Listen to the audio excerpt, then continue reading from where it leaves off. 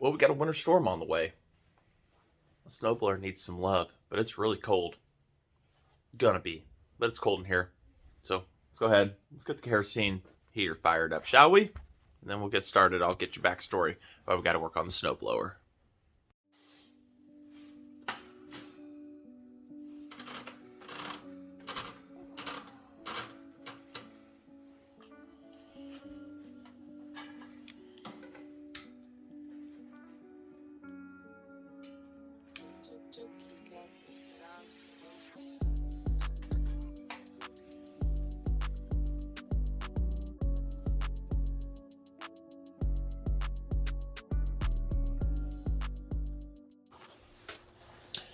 All right, it's still warming up in here, but the backstory on this old Toro CCR 2000, I got it some 7 years ago out of a junkyard for $30.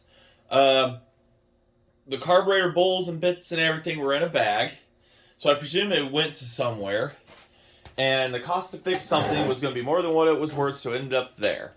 Well, I got it home, and put it all together, and it ran fine. Now, I did some sketchy stuff to the carburetor to get it to work and everything and whatnot, and it never had the needle seat in it properly, so I had to add an on and off valve, which I have down here. So I always added that, because if you let it sit, it just dribble out, it'd flood and everything. The bottom gasket for the bowl was non-existent, so I made one exist. And it ran great. It always ran fantastic. But last year we had so much snow and going out and doing stuff with it, it pretty much vibrated all the hardware out of it. The governor stopped working, like in the carburetor and everything, it stopped working. So it was never any good there. I had to always keep it under a load or shut it off. So I was like, well, that's future Brian's problem, and guess what? We have a winter storm coming here, and future Brian's here. So now future Brian has to put up with this problem. The good news is I don't have to worry about... let's see here. Nope, that's not right. That's not the right one. I think it's right here. I have a new carburetor for it,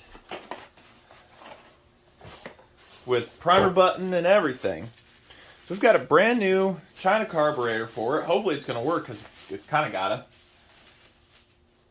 And whatnot. So, it's got all the bells and whistles on it. The choke, the throttle edge, and other stuff. Primer, and that, and whatnot. So, usually these come pretty good, ready to go out of the bag. And adjusting these, this one just, the air fuel mix doesn't really adjust, I don't think, on it. But it's got some spots, and we may just leave it alone as is. But we're going to have to get in there and do that. I think what we're going to try to do is probably put her on the bench over here. Yeah, I say that wearily.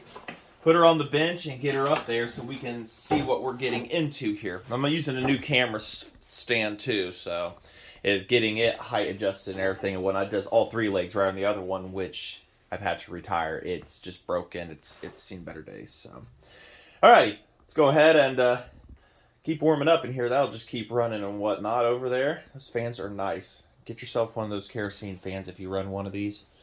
And warms up in here a little bit. Starting not to see my breath. Get this on the bench, and let's go ahead and tear into it. These are not the easiest things to get into. You've got to tear apart a lot to get to them. So it's going to be tight doing of stuff here. So, got to get this cover off here. Got to get, there's a bolt there. This top one definitely off. These two, and then these three on the chute here, so I can slide it all off and get this lifted up and out of the way so that I can get to that carburetor back there. These are not meant to get to easily. One thing I always hated was stupid engineering. Absolute stupid engineering. So getting this cover off is a pain in the butt, because it's wrapped around this. Nobody wants to take this stuff off. What were engineers thinking? I don't know. So I'm going to just do the right thing and cut a slot all the way to that bar slot, so we could just remove this cover the correct way, so I can get in there easier.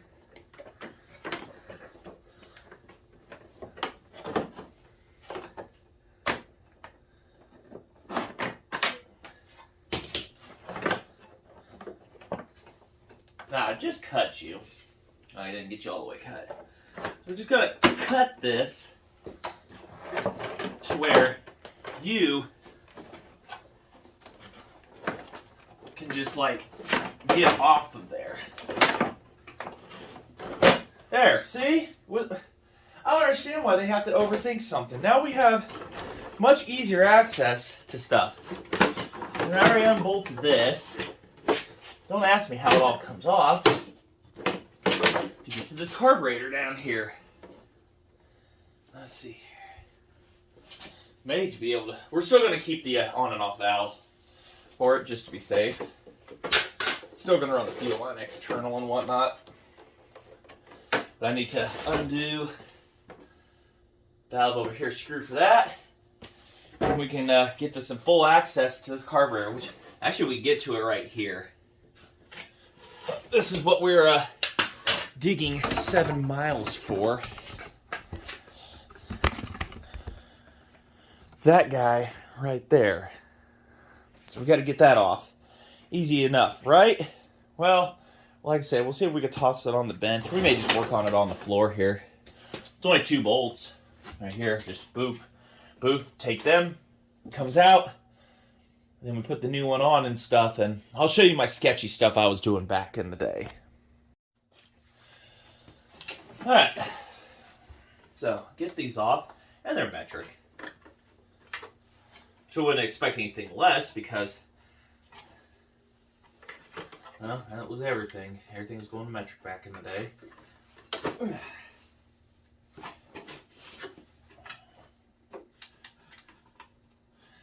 Yeah, snowblowers, at least these 2-stroke ones, they do not use air filters because a couple reasons. There's less dust particulate in the air in the wintertime. Much less. So you don't have all the trees with the leaves and foliage. Secondly, and probably maybe number one, but I'm just putting them here, is water can get into the air filters and really cause problems from when you're snow blowing and everything, cause more problems. So that's why you see the engines completely shrouded up and encased, but there's just enough space for air to get into to be able to do its job. Yeah, governor's working. I can see it's in there. So, all the springs and stuff are attached, so thinking we just weren't having fun a while back. Where are we, little guy? Take you off of here. And there's a spring that will also go inside there too. Helps keep tension on things, the little spring does, so that it doesn't sit there and just like rumble back and forth and finding idle. It can help smooth stuff out. Just keeps for any wearing and linkage. So, at least that's the theory behind everything. I gotta get a screwdriver and get that pulled off of there. And we'll get that on the bench and I'll show you what I did. Well, we'll do a comparative here. McCuney carburetor, carburetor. But they look identical. Or as identical enough as it needs to be. Off of Amazon.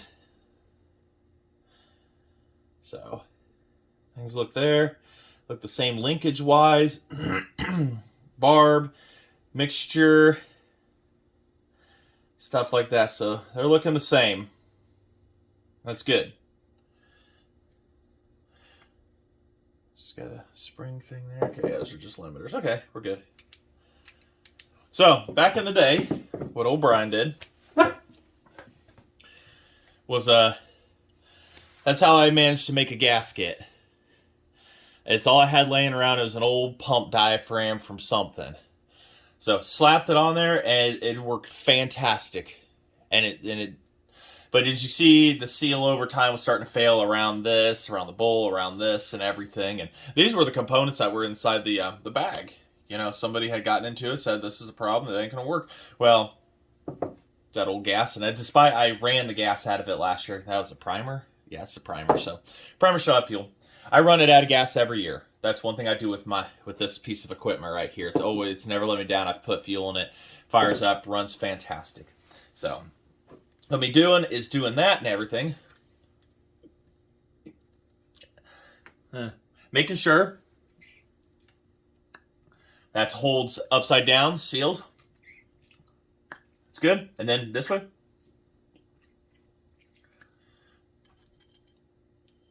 Here we go. Just had to shake it.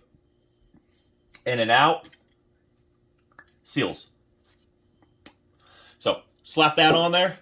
My biggest problem I've always had was the choke didn't want to keep its rod sitting inside here. So, that's been a big pain in my ass for a while. As long as it starts and runs, I didn't really care too much. So, but full on open there. Go here. The governor worked good on it before, and it should hopefully still work good now. I don't see why it was a problem last year, but I couldn't see it either. But this particular model was made in 1987, so it's a year older than me. It's 35 years old, and it just runs freaking fantastic. So let's go ahead. Let's get this new carburetor slapped on it here. We're not going to put it on the workbench. It's just easy enough to work on it down there. And then continue on here, shall we?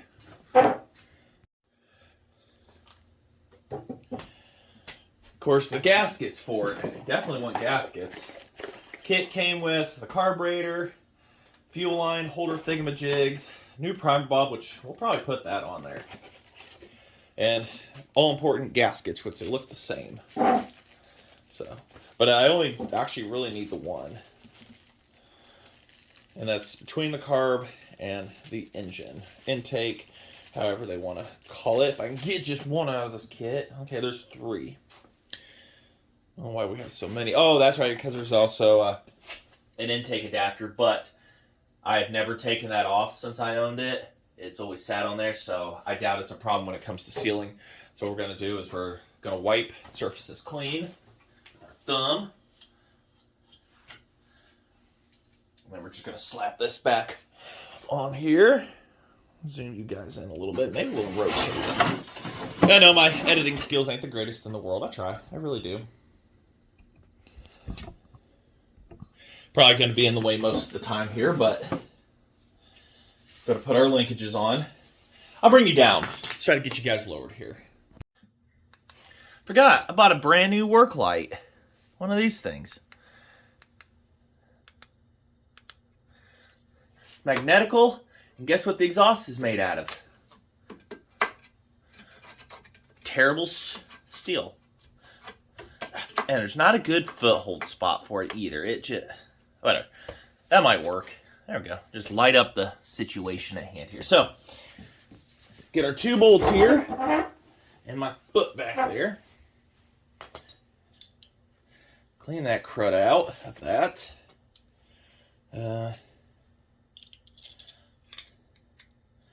Really see no reason why I'd have to put the gasket on. But while we're here, we'll just do it. We'll just do it. Put the gasket on for this. Why not? We're already here. Not going to hurt anything to do it. So when it floods out, it can accumulate easier. Keep it in picture here. So I can't see anything right now when it comes to your guys' view. There we go. So plate, gasket, new carburetor gasket. Doesn't look like it's going to interfere with too much of anything. I'll just slap it back on. Well, don't slap it on yet. You got to put your governor. So order is reverse order. We got to put our spring. And then this shitty S-shaped design. Perfect. And then put this back into here.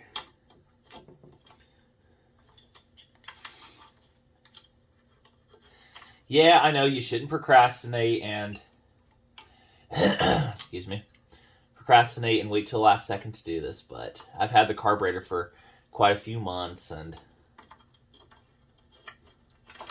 that governor. Now, the governors on 2 strokes, when you turn them off, are default to set wide open. So when it starts up, it'll rev up. And when it does fire up, the wind vane, or however it's internally controlled, closes it to a certain point based on the governor. And the governor on these, you don't control the speed. They're just meant to sit at a certain RPM, and they go. And whenever you put them under load, what happens is the wind from the flywheel, for example, on this one, will push on an air vane. It pushes or doesn't push. When you put it under a load, it doesn't push as much air. So what that does is the governor spring and everything, the governor setup is meant to... So about half throttle, let's say, was full throttle, is its governor speed. Well, whenever you start slowing things down, it's going to want to open that throttle more because there's not as much air pushing on that. It's trying to wide open throttle under load and everything, like when it's shut off. So less air means open more, means the engine's not turning as fast. But when it does get back up to speed, it pushes, and it pushes on the air vane, and it lowers back down based on load. So that's how a governor system, it keeps it within a certain operating range. It's ideal area, if you will. But also they can be used to prevent over revving and everything and stuff. But when they fail is when you have problems.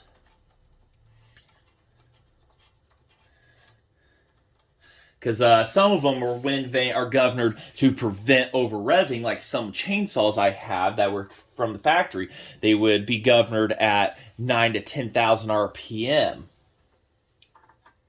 And it's a different kind of system there on that, how it would work. But it's similar, but the wind vane was never directly, the linkages were never directly connected. The wind vane and everything, and had certain things. I have a video on that one on the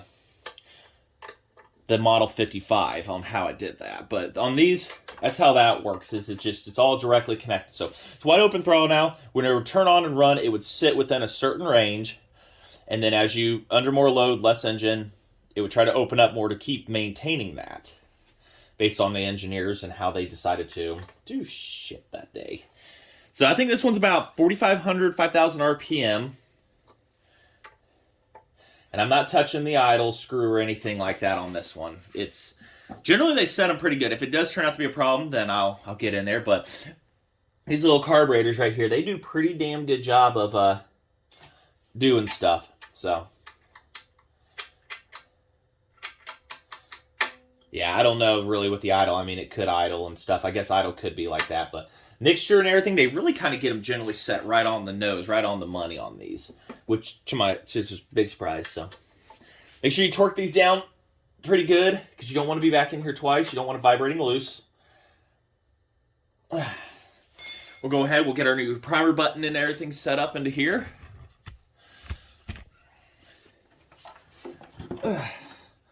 Even though there was technically nothing wrong with this one, it just flopped around and it was just annoying. Fight that off of here. Well, the new button's of wrong spec. These little tabs need to be further down. So, well, that's not going to do me damn good. Plus, this primer button, this hose right here is much longer than the other one. So, we'll just keep this. Guess I should have looked at that first. Just let it flop in the wind, like she always has. It's always worked good. It's going to keep working good, I guess.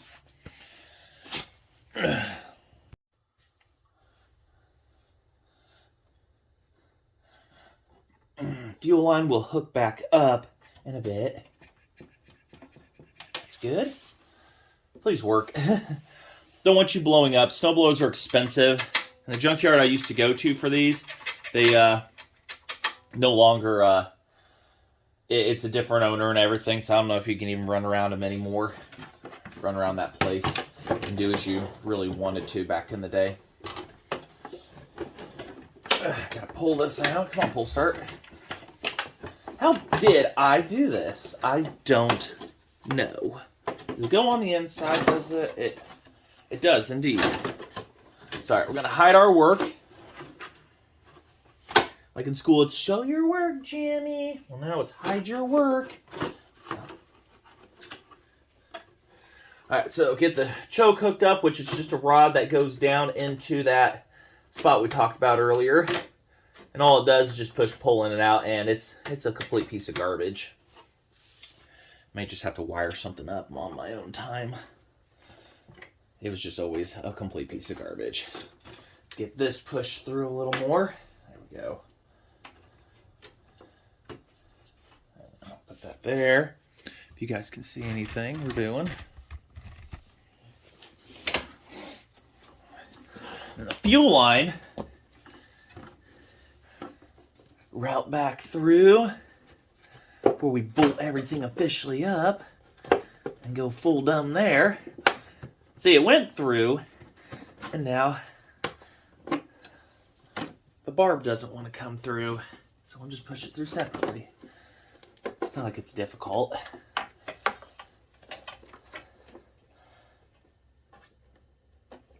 We definitely don't want fuel leaks. I put a splash of gas in it, but I haven't opened up the valve here yet. So we'll go ahead and do a leak test. Make sure we're not leaking everywhere. Give it a moment. We're going to fire it up here. See how well it's going to run for us. One thing I hate about these three-legged, this giant three-legged tripod is individually adjusting each leg versus just one straight up. But it makes it more stable on surfaces too.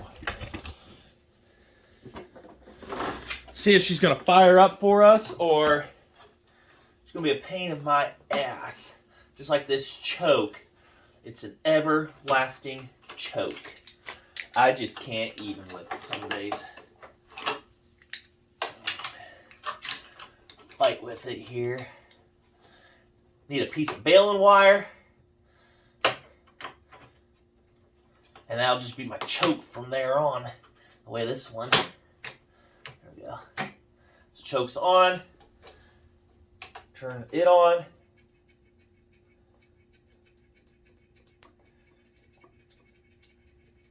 I don't know what's good on that, so.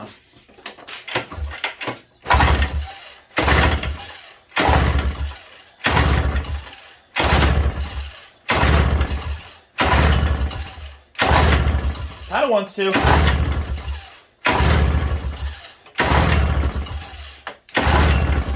Too much choke? No.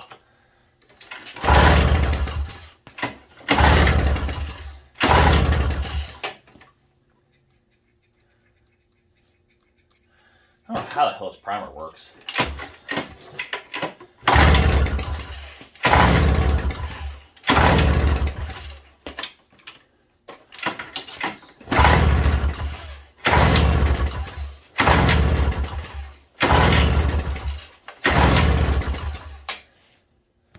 Huh.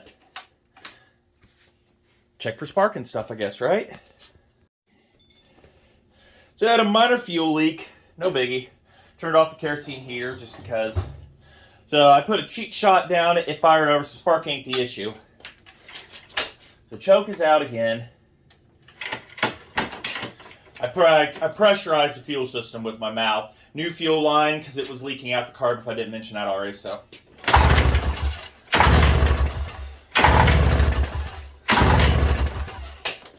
I don't know.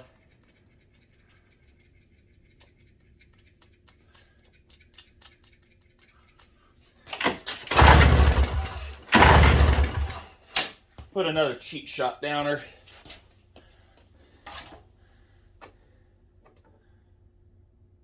There we go. Probably fire up and die.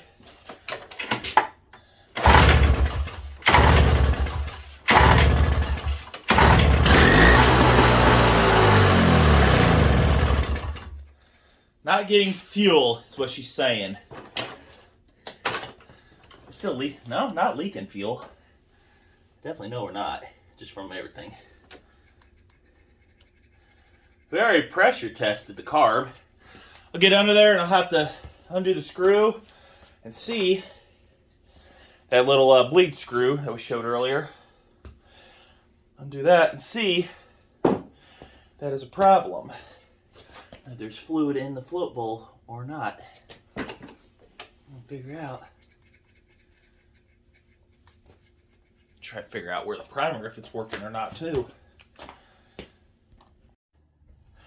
Well, there is fuel in the float bowl, so it's getting fuel. I don't know how well if this primer's working or not. You know, we'll do a quick swap out here. Maybe it has bit the dust. Let's put this unit on.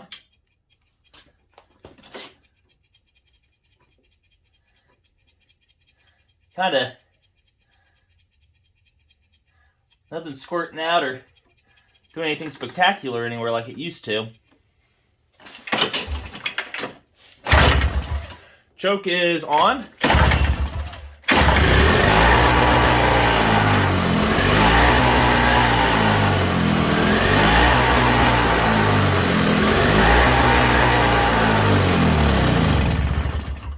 Sounds really lean. But it ran off of carb fuel. Let's open up that jet. I've already opened it once.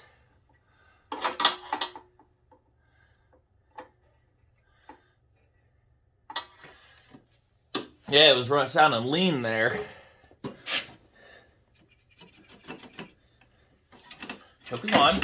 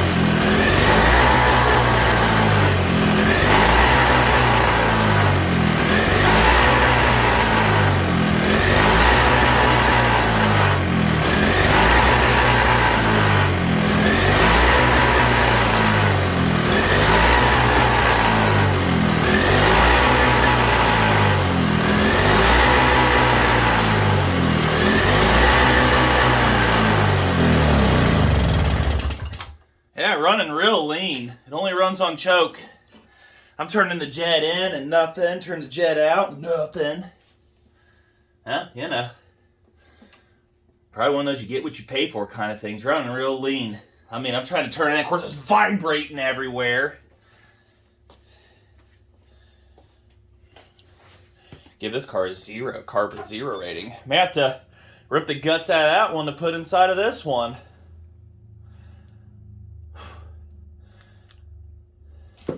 Might have to.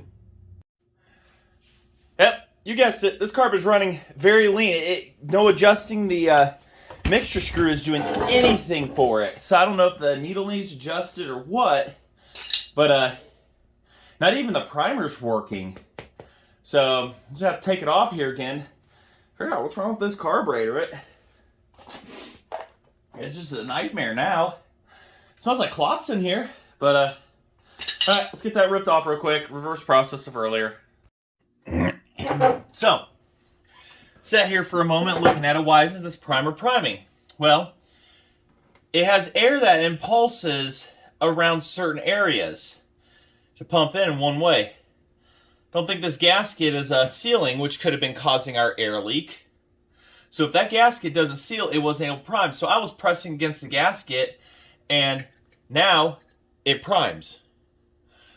So things are not getting proper airflow. We had an air leak is what it is. So the carburetor might be fine. It just can't draw fuel with an air leak after it. So this gasket, we may have to double up on them. And it came with 2. So now we got to find number 2 wherever I put it. Oops, knocking stuff already. So this is what I should have done from the very beginning here. Not trust stuff as much as I did, but put a thin layer of gasket sealer. Because it proved to me it just started priming, so, which also means that it was having a gasket leak. Because no matter how much we pushed it, It would not prime. It would not stay running. These are actually a forced prime where when you press it, it will force it into the throw of the carb, and when you prime, it should keep running.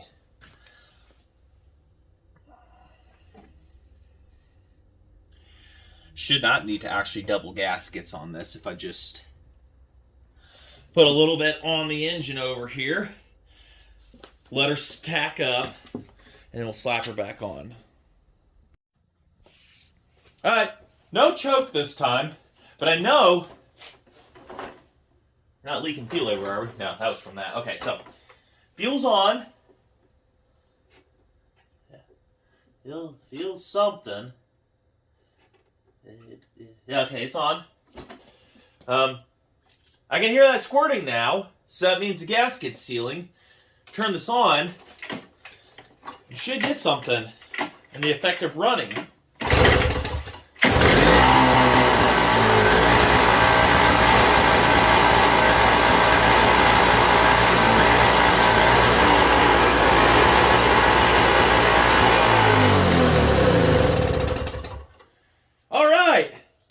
It's running, and it's governing too. I put it under a load there with the props, and it adjusted immediately. Still as loud as it's always been, but it's running. And I reset the carburetor to 1.5 turns. I think it was originally 1, but I wanted a touch richer. So, good. That's good. I'm not going to trust that. I'm still going to turn that off. So, we might be able to button this back up and then wait for the snow to come. I mean, they're showing one hell of a blizzard coming this evening. And if you haven't watched the series on these 2 4-wheelers back here, which by now you guys should probably have seen this, how they're both runners and drivers. At least that one is that we did the rebuild on. So it's waiting its turn to have fun. So they are at the ready. But we got to wait for snow before we can really end this video. But if we don't get enough or whatever, then, you know, that'll be that. But all right, let's get our button back together in the mess that these come and get our universal bolts out, zip ties, and hopefully we can be doing pretty good on this and everything. But that choke, I hate it. I hate it to freaking death. It's going to make me cuss on camera. It's going to try to make me. So I'll see what I can do with it, bend it down or whatever, but I'd like it if it stayed working. But, all right, let's get her buttoned up here.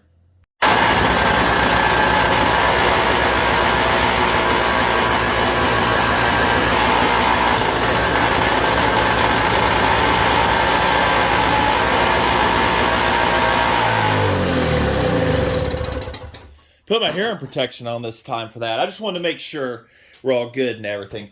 Smells like clots. It does burn a little. I've mixed mine 32-to-1 versus 50-to-1 that's recommended for this, and I've never had a problem. So, yeah, so it was not a carburetor issue. It was a gasket sealing issue. And a little bit of, keep some of this MotoSeal gasket maker really is going to make the difference in life for some of you. Really can help with imperfection on machinings and stuff. So, all right, let's get her tossed back together and wait for some snow to happen, right?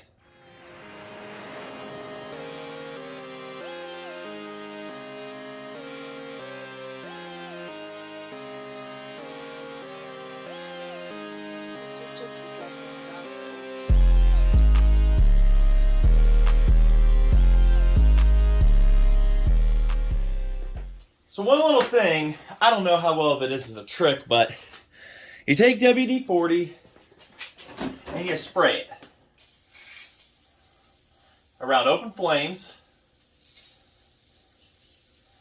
into all of your areas of your snowblower to help prevent ice from building or help snow slip out faster for that 3 seconds that you have it. Now, yeah, that fan's blowing it away. So, spray it in there around your components to help prevent it. It's water displacement. It's literally what it is, water displacement 40. There's no water inside of it, despite popular belief. I've looked up the chemicals and everything on it. I've looked it up everywhere. One guy tried to tell me it has a bunch of water in it. I couldn't find a single place that said it does. But literally everything's saying, even WD-40 says there's no water in it. So, displaces water. So, bring all your equipment down, go get it checked. That's happy, tight, but it'll move. I sprayed down the ring gears on this thing already, the whatever worm gears.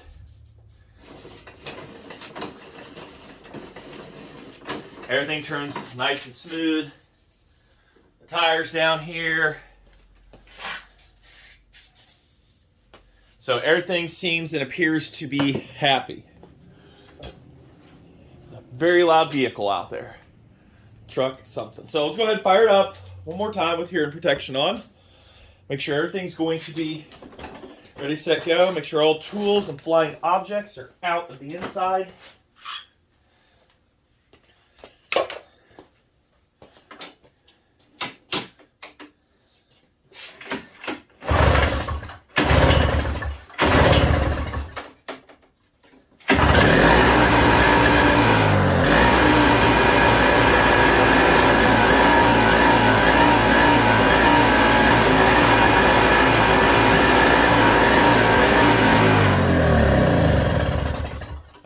There we are. Running real good. She's cold still, but running really good. So, alrighty. I think that wraps up this video. So it wasn't a bad carb, it's just a gasket, even though I tightened it down. But a little gasket sealer will go a long ways. That is the lesson of this whole video. Little gasket sealer goes a long way. So, hopefully I can get the end of this video showing some snow. That's how I want to wrap it up. But if not, I do want to say thanks for watching. And hopefully I can edit this on my computer. I'm going into computer editing. Got a new computer for it. So learn how to do stuff there and whatnot. And because my phone works great, it's just space. I have so many videos and I don't delete them until they've been posted, but I really want to get into putting all my videos on hard drives and stuff, so for backup and everything and whatnot.